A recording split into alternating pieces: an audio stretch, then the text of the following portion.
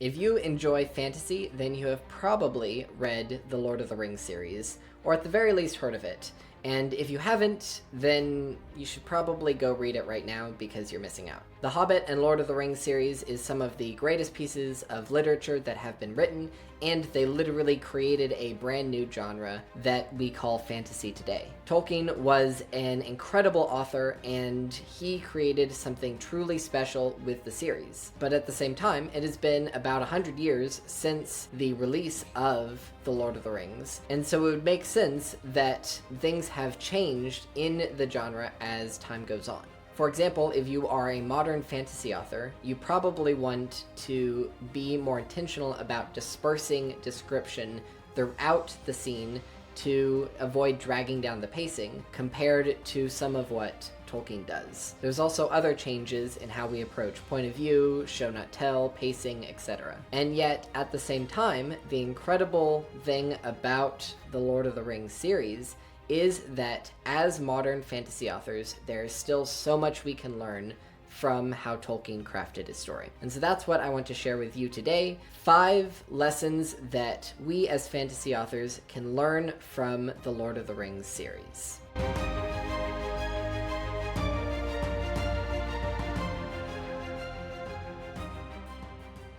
Okay, before we start, I just want to say, I'm going to go ahead and say the Lord of the Rings series, but that also includes the Hobbit series. Also, some people pronounce it Tolkien, some people pronounce it Tolkien.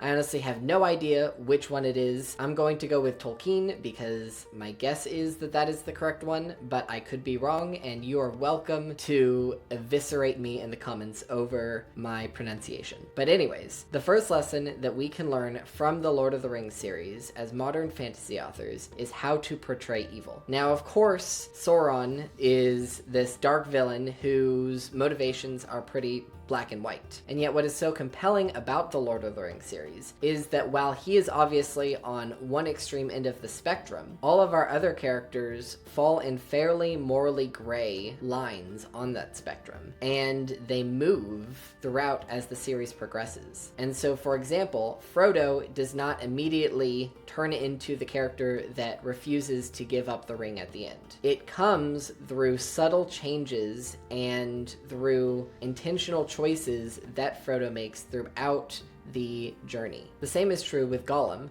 who obviously during the events of the actual series is already fairly corrupted by the ring. We see that he did not start out that way, and he was slowly consumed by his desire for it. Meanwhile, Boromir desired to save his people's lives, and that is what led him to seek the ring. All of these characters have good motivations and have complexity to them, where they're not just good or evil, but they begin to make morally gray choices that lead them one direction or another. From a biblical perspective, there's this idea of the 2 ways. There's the way that leads to life and the way that leads to death. You do not necessarily know which path you are on until you look back and see that every choice has led you to either eternal life or eternal death. That is something that Tolkien's friend C.S. Lewis talks a lot about in his amazing book, The Great Divorce. And as Lewis discusses,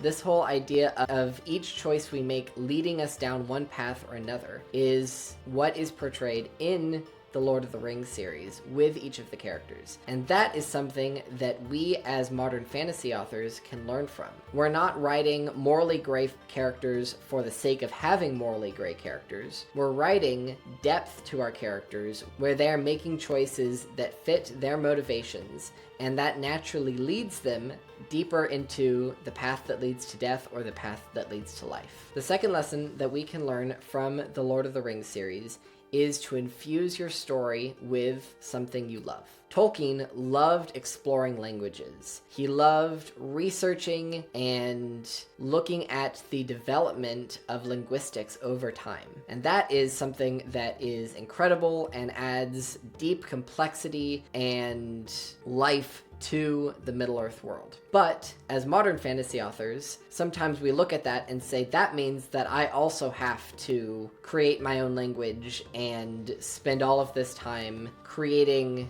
the complexities and nuances that real languages have. That is the wrong lesson to learn from The Lord of the Rings. Instead of trying to copy what Tolkien loved, we should be discovering what we love and infusing our worlds with those complexities. For example, Brandon Sanderson, another great fantasy author, loves exploring magic systems and having complexities to his magic systems. That is something that gives his fantasy worlds depth and complexity and a uniqueness that his readers love. I'm currently studying to get a master's in counseling and am pursuing licensure as an LPC. And so I love infusing my worlds with real psychological depth that comes from creating characters that feel like real people, that have their own psychological history and backstory. And so I end up spending a lot more time on that than I do creating the linguistics for the world. You, as a fantasy author, should figure out what are the things that you love, that you could spend hours and hours creating all of these complexities to. What makes fantasy stories so amazing is that you can create an entire complex world, and you can focus on specific details that make that world come alive and feel both real but also entirely unique and special. And you do that by infusing your passions into that world and exploring those. And that is going to look different for every single person, and that is one of the beauties of the fantasy genre. And so figure out what you're passionate about, and then explore all the complexities of that thing, and figure out how to infuse that into your fantasy world. For our third thing that we as modern fantasy authors can learn, as we are creating all of this complex world building, as Tolkien did, we need to be very careful about how we portray that and how we disperse that history through the story. Remember, your goal is not to show off an encyclopedia of the complex world that you've created. Your goal as a fantasy author is to tell an engaging story, following the characters as they go through this epic saga through your world. As a part of that, you will explore your history, your complexity, the cultures you've created, the passions you've infused into your story. But your purpose is not to create an encyclopedia for that world. Your purpose is to tell a story. And that is something that Tolkien knew. He spent years and years creating the complex history of Middle-earth. And yet most of that does not actually end up in The Lord of the Rings or the Hobbit books. If you've read the Silmarillion or some of the other smaller works, you'll see why it is so important not to let the world building overcome the story. Remember, your purpose is to tell a good and engaging story. Part of that will look like dispersing complex details throughout and showing off the culture and some of the details you've created. But a lot of what you've created for your world isn't going to end up in the actual story. You have to be okay with that, and you have to embrace the process of world building without trying to shove all of that into the story itself. You create the world so that you have a lot to pull from while writing the story. And this is something that Tolkien understood and portrayed very, very well in The Lord of the Rings. The fourth lesson we can learn is how to control pacing by splitting up the characters. This is something that movies, shows, and books use,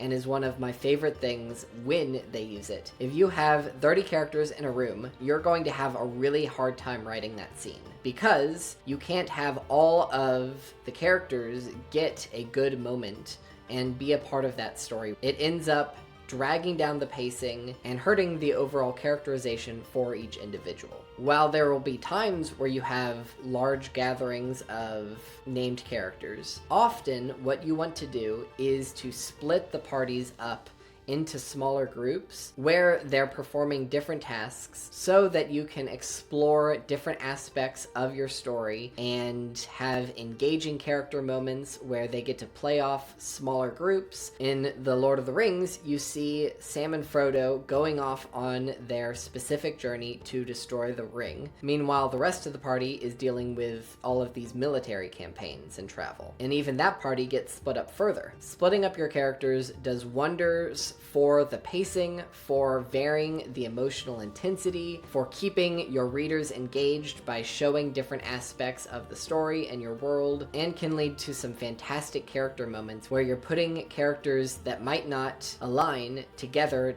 and forcing them to discuss and work through their trials. If all your characters are all in the same room the entire time, it is going to destroy your pacing and your characterization. But when you can split them up on their different tasks and switch between those, it is going to do wonders for your story's pacing and make it significantly more engaging and impactful. Our fifth lesson that we can learn from the Lord of the Rings series is how to use joy to increase intensity. A lot of authors will naturally assume that the best way to increase intensity and conflict and action is to put your characters through all of the worst things possible and constantly make things worse and worse for your characters. And in some ways, that is true. One exercise that you can do if you're stuck about where to move the story is ask, what is the worst possible thing that could happen in this moment? That doesn't necessarily mean that's the choice you should go with, but sometimes it is. And yet at the same time, if everything is constantly miserable for your characters and there's no levity, there's no happy moments and joyful moments, your story ends up being exhausting and depressing. What makes the suffering that Sam and Frodo experienced on their journey so impactful is that we were with them at the beginning, when they experienced the joy and the happiness and the peace. We know what they had, and we know what they're fighting for. Giving your characters joyful moments that they're desperate to cling to and that they're willing to do anything to fight for is way more intense and way more impactful than just giving them another hardship. Absolutely, there should be hardships in your story, but what makes The Lord of the Rings so impactful is that there's also moments of levity. There's also moments of joy and peace. Tolkien does this incredible job of giving us this beautiful image of the Shire that is seen as the ideal that both the characters and the reader long to go back to. They have the image of the Shire in their mind as Sam and Frodo are walking through Mordor, and our characters long to get back to that place, long to fight for it, and are willing to do anything for what they had. And we as the readers are desperate to see them experience what they once had and get back to it. The contrast of the characters experiencing both joy and sorrow